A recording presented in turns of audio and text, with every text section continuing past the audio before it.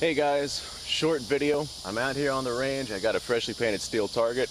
I got my 1858 new model Army. This particular one is made by Pieta. I definitely prefer the new model Army, the 1858, as opposed to the 1860 or 1851, just because this has a closed frame on it. But I'm not going to go into a history lesson. This is just going to be a quick video. The other day I brought this handgun out to shoot for a video that I made for the 4th of July, and I have to clean it now.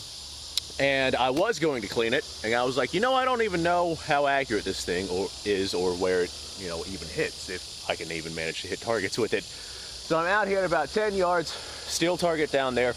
I just have round balled and not conical bullets or anything like that, so I'm not expecting tremendous accuracy from this thing, but we should still be able to see where we're making hits on target. I'm going to go ahead and move our angle that way a little bit, just because I don't want to risk any kind of ricochets. So I'm going to be hitting the target at an angle, so anything that bounces off the target is going to go in that direction and away from me.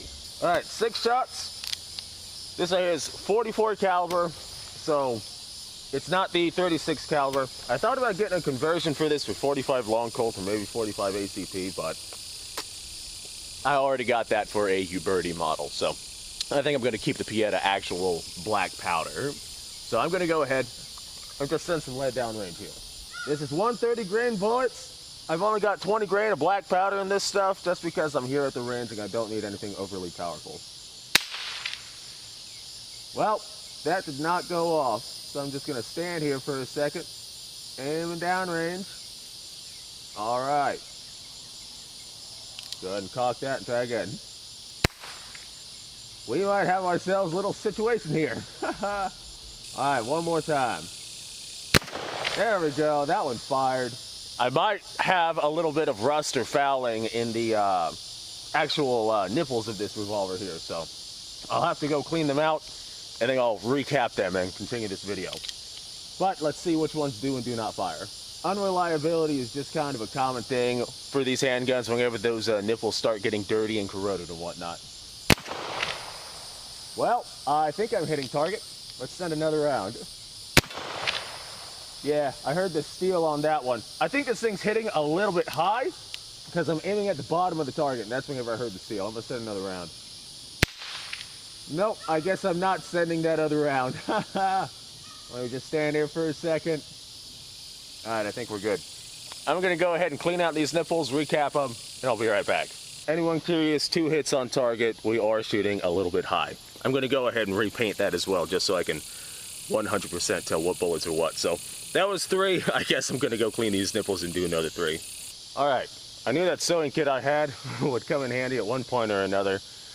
Sewing needles are excellent for cleaning out the nipples on percussion cap revolvers. I went ahead and I reloaded the 3 cylinders that I had already fired, because why the hell not? 3 cylinders only takes half the time. So now I'm back here, freshly painted target. I'm gonna try aiming for the bottom of the target, see what kind of accuracy we're getting. Looks like this Pieta seems to shoot about 6 to 10 inches high. I don't have enough data yet to really determine how high it hits. All right, let's see if this time this fires. I have no idea which cylinders did and did not fire because all 6 of them are now loaded. Well, we hit it. And yeah, that was about a center shot too. So we're gonna go ahead and just keep doing exactly that. And that one did not hit. Okay, let's send another round. That one hit. Where did that one hit? I'm not sure. Let me wander over there and see where that one hit. Damn, that one hit almost on top of the other one. Where the second one that I fired went, I have no idea. Well, let's go ahead and send another round here. I heard a clank. Yeah, these rounds are stacking on top of one another down there. Well, almost. Sending another here. Okay, all right. Gathering ourselves some good information on this. This is way more accurate than I was expecting. All right. Whew. Nelly, that black powder though, that smoke. Go ahead and just make sure that we're clear here. I don't see any other nipples. Now I really have to clean this gun. I got no choice. Let's go ahead and wander down there and have a look at our target. All right, so at roughly 10 yards, I was aiming down towards the bottom, and we were hitting obviously a little bit high, but that's a pretty decent group for round ball out of a Pieta 44 revolver. yeah, that's got to be, oh, I don't know, 3.5, maybe 4 inches right there. Where that one round went, I have no idea. I'm assuming that it went over top, because this right here does shoot high, because I was aiming like down. Any other handgun, I would have hit the crap down below. So this is definitely aiming a little bit high. And 20 grains of black powder is not exactly a potent load, so that's why we don't have much of a smack on these right here. In the event that I was using this for actual defensive purposes, in the, you know, whatever reason that I'd be using this for defensive purposes, I'd load it with probably about 30 to 35 grains of black powder. And that would definitely increase the amount of power that we see on the target here. Okay, well, now comes the question. Do I feel like doing that again? Yes, but I don't feel like reloading this thing, so it is what it is. That's a pretty decent group. I feel like if I tried reloading this revolver, the sun would go down before I actually have it loaded. I don't know, I might be able to pull it off. I might be able to pull it off. You know, thinking about it, I don't even know if I have enough black powder for another 6 shots of this stuff. But there we go. That's not a bad group. 1858 Pieta model. She is shooting high. Like, I'd say more along the line of 8 to 10 inches high, depending on what it is that you're using. Round ball, not bad. I guess I'm going to go take the time I need to clean this thing. Anytime you're cleaning a black powder revolver, just take the extra, 3 minutes to pull off your percussion nipples, and you won't have to worry about them rusting and seizing to the cylinder. That can be a very painful fix. You'll have to like drill them out and retap and ask how I know that. So $15, nipple wrench, it'll save you a tremendous amount of time and hassle and effort. Okay, thanks for watching, folks. You guys go have yourself a fantastic day. I'm gonna go scrub this thing down. Hey, you remember what I said earlier about me being done? Yeah, me neither. So I was in fact correct. I ran out of the powder that I was using, so instead of using black powder in this thing, I went ahead and just stuck in 4064 smokeless gunpowder. Let's go ahead and see how that runs today, shall we? No, I'm just messing.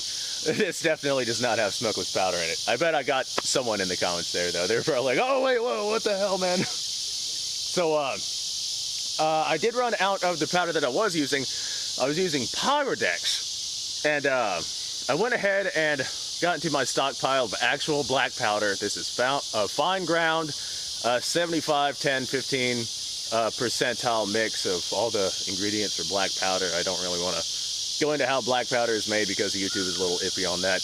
But this is actual legitimate black powder, and it's not Pyrodexing. I figured a fun little side experiment since I'm out here doing this anyway, and I gotta clean this revolver anyway.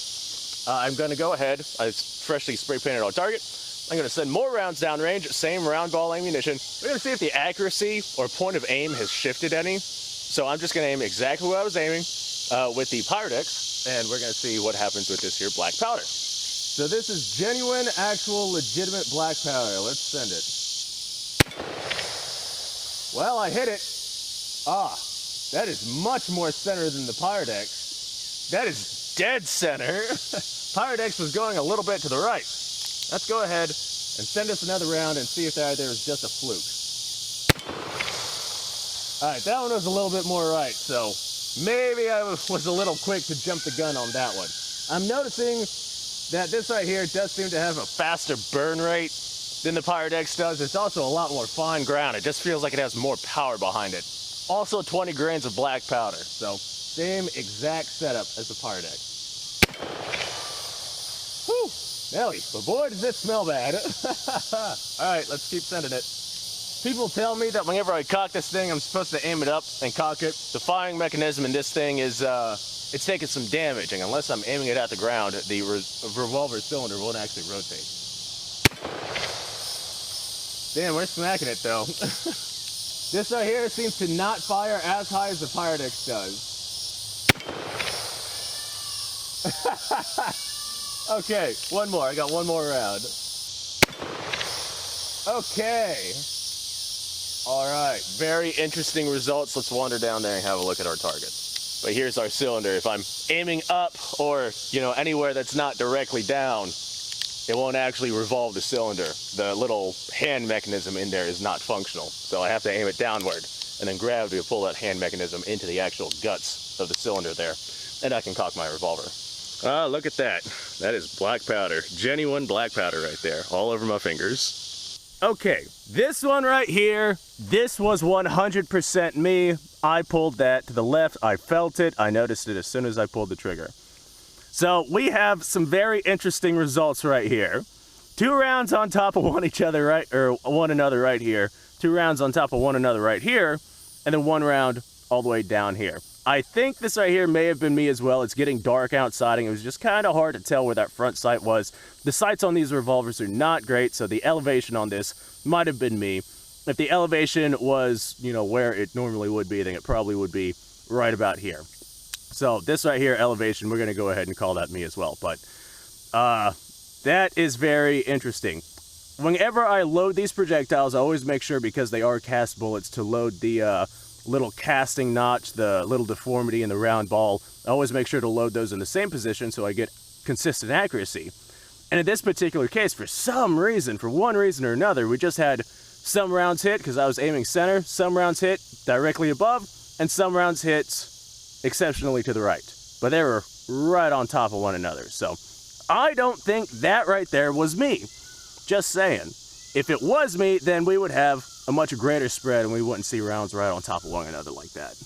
Okay, well, now it's getting like too dark for me to even see my sight. So we're gonna go ahead and claim this as the end of the video. I've already done the outro, so thanks for watching. Subscribe, like, share. So much for this being a short video. Description down below has a link to all sorts of stuff. If you want to support, I do have a Patreon that definitely helps out, especially with all the not gun-friendly pushes going on right now. So anything that anyone can help out, including Patreon, would definitely be helpful. If you can't, I understand. Subscribe, like, share. That definitely helps out plenty. Very interesting results that we got. Black powder does not seem to hit as high as Pyrodex. For some reason, boy, is there a mix of shots there. All right, well, I'm going to go inside before it gets too dark for me to find my way back to my house, because it is getting pretty dark here. You guys go up, have yourself a fantastic day.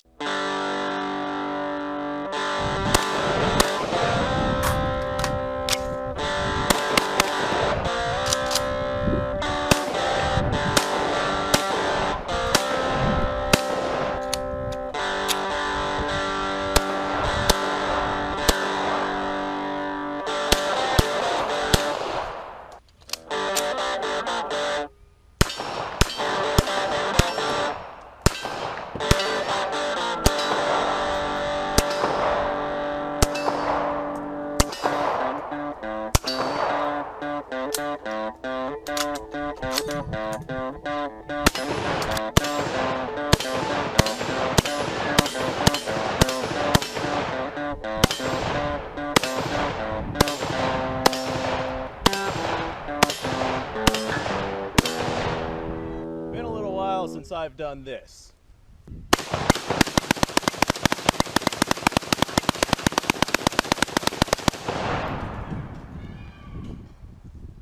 Bonnie and Clyde be damned.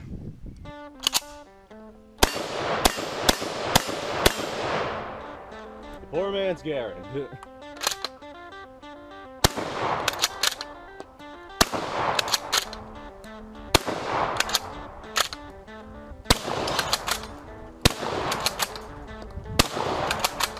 It's a shame that bolt-action shotguns aren't more mainstream.